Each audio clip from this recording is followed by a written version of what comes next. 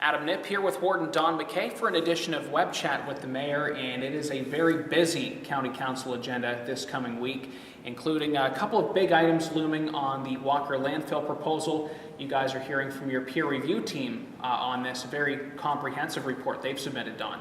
Certainly it is, and we welcome the public as always to go online, check out our agenda. 397 pages. So That's it, huh? But you can find the area that you're interested with and check it out. Peer review team has engaged our consultants under the leadership of Chris and overseen by our lawyer Peter Peckfield. So we're confident that it covers the bases and will ensure that the Ministry of the Environment has the detail from our perspective of what needs to be done in this EA study. Are you still of the opinion at this point that we're in the information gathering stage, or are you, more along the lines of Mayor Ted Comiskey, and he doesn't want this thing here at all? Well, that's certainly, I'm not sure there's anyone that wants this thing here, but we live in Canada. It's an open country, and certainly as the province and the Oxford official plan, it's not a permitted use, but it doesn't stop someone from coming and saying we would like it to be considered. So I wouldn't expect that the local answer is going to change. It's not a willing host. And yet we do have to follow the process. So this is the process, and that's why we appreciate the community's engagement, the studies that need to be done to ensure that the environmental impact is taken into consideration. Water is the biggest issue that we need to protect, both the Thames River there and the groundwater, and so those studies need to be done. Our medical officer of health has come on board and said, here's the concerns from that health and wellness point of view, and that is what we need to put forward to be addressed in the environmental assessment.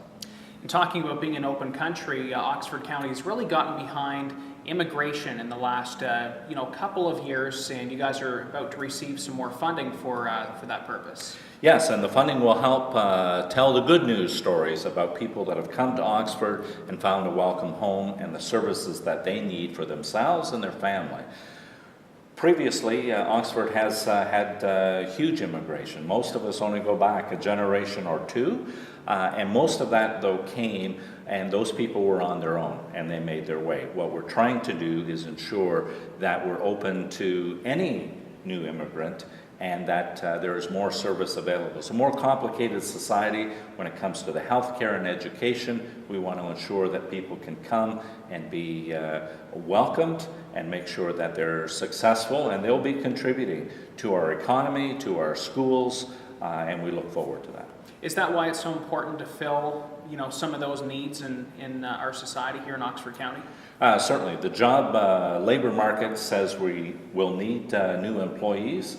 And again, we don't want just a person to work in a factory. We want them to live in our community, send their children to our schools, buy our goods and services. That's how we will grow and be a great place.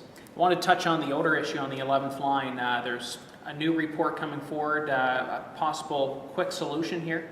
Yeah, we welcome that. The longer term solution is the challenge for us. And but we do have the resources, giving it the attention needed. Has to be fixed. Okay, we'll hear more about that on Wednesday night, along with several other issues.